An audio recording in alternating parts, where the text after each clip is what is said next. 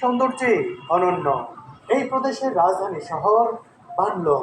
সাজানো গোছানো ছোট্ট এই শহরটি বেশ নিরিবিলি।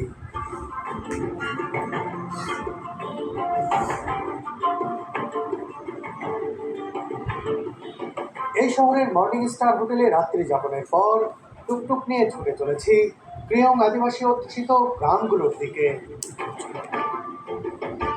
এই পথে চোখে পড়ল মোটর বাইক দিয়ে তৈরি তরমুজবাহী একটি ট্রলি গাড়ি।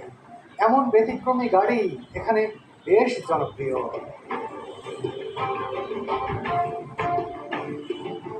কিছুক্ষণ আগে এক পশলা বৃষ্টি হয়েছে, পিচ ঢালা রাজপথ এখনো ভেজা, আর আকাশে কালো মেঘের ঘনঘটা।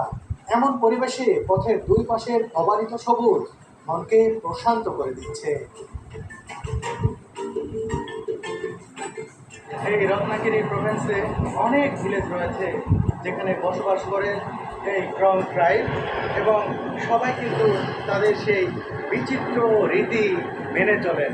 সত্যি দুনিয়ার আর কোনো দেশ নেই যে কোনো দেশে কোনো জনগোষ্ঠী এরকম রীতি মেনে চলেন, অর্থাৎ তাদের কন্যারা যখন বিবাহযোগ্য হয়ে ওঠেন কিংবা অ্যাডাল্ট হয়ে ওঠেন তাদের জন্য আলাদা ঘর তৈরি করে দিয়ে তাদেরকে পুরুষদের সঙ্গে মেলামেশার সুযোগ করে দেয়া, এরকম রীতি দুনিয়ার আর কোথাও কিন্তু নেই।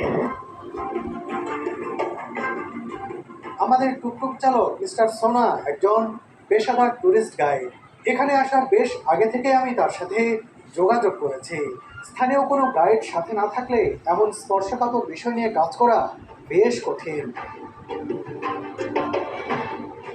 ক্রিয়ং আদিবাসীদের গ্রামের দিকে চলতে চলতে আমরা একটি নয়নাভিরাম লেকের কাছে এলাম। সোনাদা জানালেন সুবিশাল এই লেকটির নাম কমসাং। কখন ক্রিয়ং আদিবাসীদের গ্রামে পৌঁছাবো এ নিয়ে অস্থির হয়ে আছি, তাই লেকের ধারে আর নামলাম না।